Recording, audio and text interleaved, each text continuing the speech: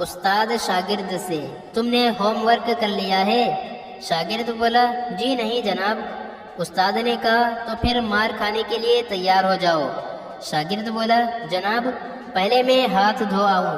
استاد نے حیران ہو کر پوچھا، وہ کیوں؟ شاگرد بولا، جناب میری امی کہتی ہیں کوئی چیز کھانے سے پہلے ہاتھ ضرور دھو لیا کرو۔ عمدہ سوٹ پہنے ہوئے ایک شخص سگار پیتا ہوا ایک ہوٹل میں داخل ہوا اور ریسٹورنٹ میں بیٹھ کر اس نے سب سے مہنگے کھانوں پر مشتمل ڈنر کا آرڈر دیا۔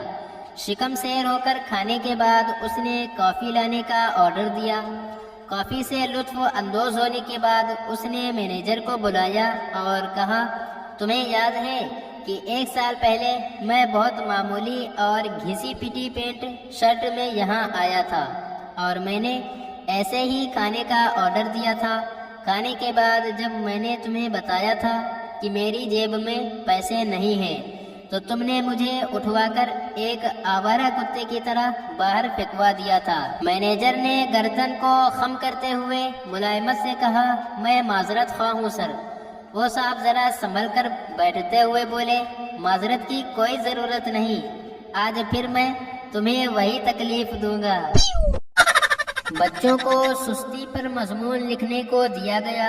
دوسرے دن کاپیاں چیک کرتے وقت استاد کے پاس ایک کاپی ایسی بھی آئی جس میں پہلی سطر سے آخری سطر تک صفحہ خالی تھا، البتہ سب سے نیچے درج تھا، جناب یہ سستی ہے۔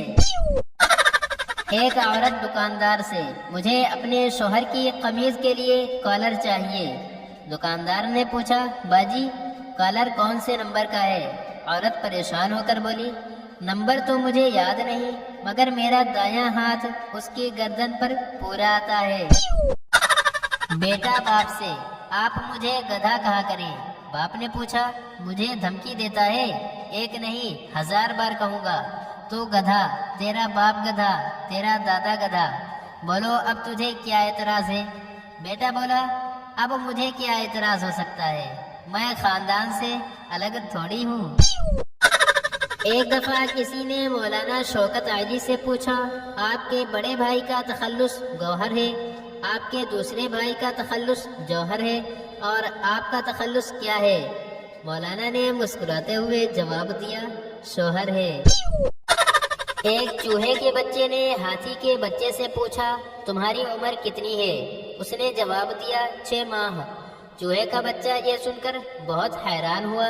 پھر ہاتھی کے بچے نے اس سے پوچھا، تمہاری عمر کیا ہے؟ چوہے کے بچے نے جواب دیا، عمر تو میری بھی 6 ماہ ہے، لیکن میری صحت ذرا خراب رہتی ہے۔ ایک محفل میں کسی عورت نے منہ کھول کر جمائی دی۔ پھر پاس بیٹھے ہوئے ایک شخص نے ان سے مذاقاً کہا، میڈم کہیں مجھے نہ نگل جانا۔ عورت نے فوراً جواب دیا، فکر مت کیجیے، مجھے حرام کھانے کی عادت نہیں ہے۔ ایک کنجوس کا 10 روپے کا نوٹ کہیں کھو گیا۔ وہ بہت پریشان ہوا۔ اس نے کوٹ کی چھوٹی جیب کے سوا باقی تمام جیبوں کو بار بار الٹ پلٹ کر دیکھا مگر چھوٹی جیب کو ہاتھ نہ لگایا۔ اس کی بیوی نے کہا، تم اس چھوٹی جیب کو ہاتھ کیوں نہیں لگاتے؟ اس میں دیکھو، شاید اس میں ہو۔ کنجوس بولا، میں ڈرتا ہوں کہ اگر نوٹ اس جیب میں بھی نہ ملا تو کہیں میرا ہارٹ نہ فیل ہو جائے۔